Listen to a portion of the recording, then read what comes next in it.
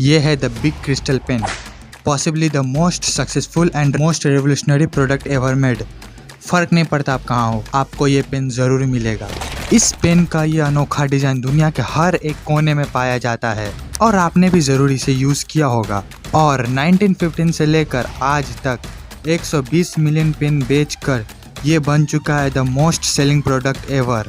और अनोखा बात तो ये कि 70 सालों में इसका डिज़ाइन ज़रा सा भी नहीं बदला, पूरा का पूरा वही रहा। और हर दिन 40 मिलियन पेन आज भी बिकता है, 40 मिलियन पेन हर रोज़।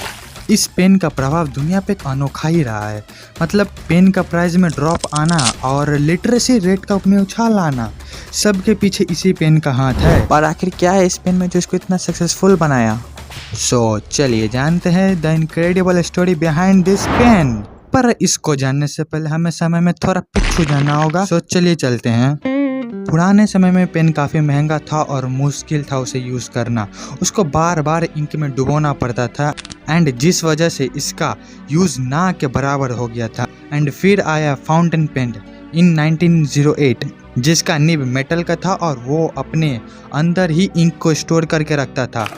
ऑल्दो ये इम्प्रूवमेंट तो था, फिर भी इसका निब काफ़ी स्क्रैची और था जिस वजह से इसका इंक फ्लो कंट्रोल में नहीं था। एंड और ऊपरों से काफ़ी महंगा भी था, मतलब अराउंड $150 उस समय पड़ता था। और उस समय सिर्फ 20% लोग ही पढ़ और लिख सकते थे। बट 19th सेंचुरी के अंत में टर्निंग पॉइंट आया जहां एक अमेरिकन इन्वेंटर जॉन लॉर्ड के डिज़ाइन में निब के जगह बॉल को यूज़ किए फॉर राइटिंग, जिस वजह से इंक में समान मात्रा में पेपर पे बहता था। और यहीं से बॉल पॉइंट पेन का इजाद हुआ। पर इस डिज़ाइन के साथ एक समस्या आ गया था। ये हार्ड सरफेस पे गजब का परफॉर्मेंस दिखाता, पर ये पेपर पे फेल हो जाता जैसे हम हो जाते हैं, जिस वजह से ये पेन बिक नहीं पाया। और कई डेकेड्स तक अलग अलग डिज़ाइन बनाया अलग अलग इन्वेंटर ने, पर कोई भी बॉल पॉइंट पेन जैसा नहीं बन पाया। समस्या ये था कि अगर बॉल सॉकेट में छोटा हो तो इंक लीक हो जाता था और बड़ा हो तो फ्लो ही नहीं हो पाता था। परफेक्ट साइज पाने एक तरीके से इम्पॉसिबल हो गया था। फिर कहानी में आए लैज़लो बीरो। फिर उन्होंने समझा कि समस्या बॉल में नहीं इंक में है और उन्होंने एक काफ़ी थिक एंड फास्ट ड्राई वाला ऑयल बेस्ड इंक बनाकर एक परफेक्ट बॉल पॉइंट पेन का इजाद कर दिया। And this is how Biro mastered his design and it instantly became a hit in South America। पर ये फिर भी नहीं उतना बिक पाया जितना बिकना चाहिए था। रीज़न वही महंगाई। ये उनका सस्ता से सस्ता पेन भी $190 का था, which is very expensive at that time and even this time, जिस वजह से वो मास मार्केट को कभी कैप्चर ही नहीं कर पाए। और इस वक्त तक लिटरेसी रेट सिर्फ 33% तक ही बढ़ पाया और पेन एक लग्जरी आइटम बन के ही रह गया। पर कुछ वर्ष के बाद ही एक फ्रेंच मैन्युफैक्चरर मार्सेल बीस ने बायरोस का पेन लिया और उसे रीडिज़ाइन करके एक न्यू इम्प्रूव्ड चीप वर्जन उसका बनाया और उसे मास प्रोड्यूस किया, जिस वजह से कम दामों पे उसे बेच पाया।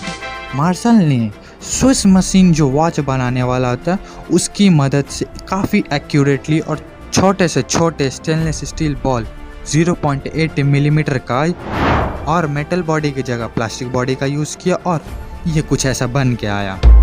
और ये इतना परफेक्ट बन गया और इतना ज़्यादा कि उन सभी प्रॉब्लमों को जो उस वक्त तक कोई भी पेन सॉल्व नहीं कर पाया था। एंड मोस्ट इम्पॉर्टेंट, ये काफ़ी ज़्यादा किफ़ायती, यानी ये काफ़ी सस्ता था और ये काफ़ी एक इंस्टेंट हिट हुआ। पर मार्शल ने देखा कि कैसे इंग्लिश स्पीकिंग कंट्री उनके नाम को पढ़ती है, तो इसलिए उन्होंने अपने नेम में से एच को हटाया and that's how the Bic crystal came in the game. और 1953 आते आते तक ये per year 40 million pen sold कर देते और अब दुनिया में हर कोई इस पेन से लिख और पढ़ सकता था। इस पेन से पढ़ नहीं सकता, लिख सकता था, हाँ, तो इससे कोई भी लिख सकता था। और लिटरेसी रेट 35% से 90% तक शूट अप हो गया और हर कोई आप पढ़ सकता था, चाहे वो गरीब कंट्री का हो, अमीर का हो, डजंट मैटर। इसलिए तो कहते हैं ना कि एक कलम में एक बंदूक से ज़्यादा ताकत होती है। और जाते जाते गालिब आपसे एक ही बात कहेंगे कि